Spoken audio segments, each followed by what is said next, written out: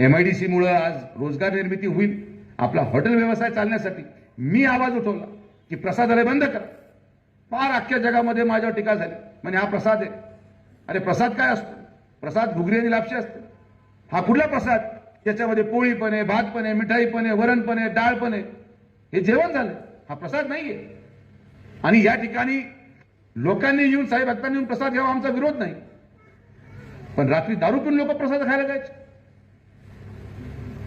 इथं सगळे जेवढे साई भक्त म्हणून फिरत होते ते साई भक्तच नव्हते. भिकारी, गुन्हेगार. जेवायचं, 500 रूमला झोपायचं, परत सकाळी आपल्या कामाला लागायचं.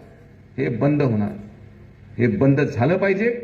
मी आवाज उठवल्यानंतर टीका झाली, पण मला विश्वास होता की शिर्डी माझ्या पाठीमागे उभी आहे. आणि जेव्हा ते झाले तेव्हा लोक म्हणते नाही सुजय विखे खरं बोलत होते. ब्रेक दर्शन आपण चालू केलं, नाही तर सकाळी येऊन माणूस लगेच 1 तासात परत घरी. लोक थांबले पाहिजेत. मी तुम्हाला शब्द देतो, जसं ब्रेक दर्शन आपण चालू केलं, जसं तिरुपतीमध्ये आपण गेल्यानंतर आपल्याला 1 दिवस अगोदर जावं लागतं. कोणी सांगावं की इथं तिरुपतीला जे लोक गेलेत की आपल्याला 1 दिवस अगोदर जावं लागत नाही?